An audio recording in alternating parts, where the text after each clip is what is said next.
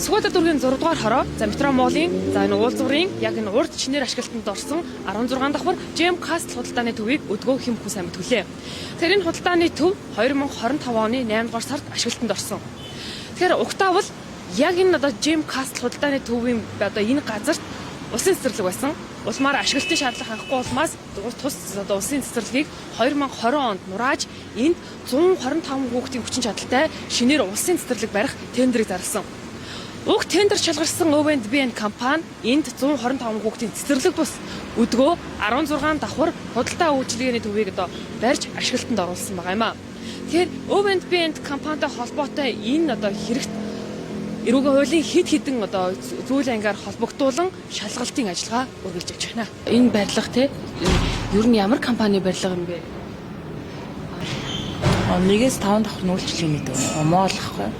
Тэгээ 6 давхарт нь хоолны газар имлэг төс чин дээшээ офис 7 давхраас дээш.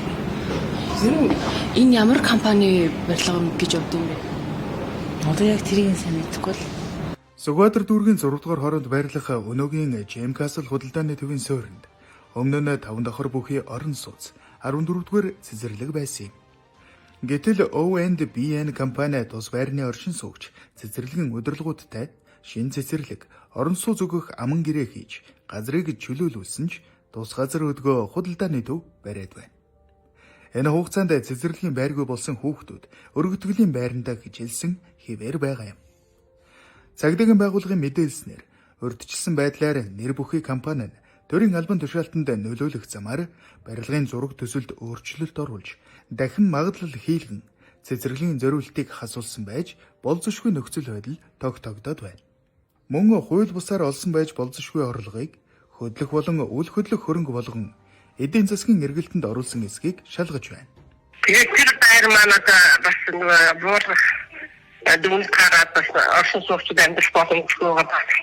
Эдгээр муу байр байсан манай цэцэрлэгт юм тэгэл тэр байр болох хатаа тэгээд ирээхтэй цэцэрлэгийн барьж өгнө гэж зөвхөн хүчин чадтай цэцэрлэг барьж өгнө гэж одоо яг Gem Castle донд нэг байсан юу байна. Тэр бас дөрөнгөлтэй тэр өргөдөл байрыг би бариулаад 14 онд ашиглалтанд оруулсан. Тэр байранд л одоо манай хүүхдүүд байгаа. Ямар ч хэсэн тэр барьж өгөх ёстой гэж хэлээд би бариулах ёстой. Тэрэн дээр хатаа барьж өгөхтэй байгаа. Тэгээд яасан гэвэл сүүлдээ нөгөө чинь тэр газрын басгүй одоо өөр газар барьж өгнө гэж дүүрэгтэй хэлсэн шиг байна. O&B компани. Харин нөгөө талд Сүхбаатар дүүрэгт цэцэрлэгийн хүртээмж дутагдaltaй хэвээр байгааг нийслэгчид хэлсээр байна. Улсын цэцэрлэг 75 дугаар цэцэрлэг гэхгүй нөгөө нэг хуучин барилга нь болохоор ашиглалтнаас гарсан ашиглах боломж. Тэгээд энэ бит ш. Тэгэхээр хүртээмж бол Түрээс юм. тийм түрээс ихсэн.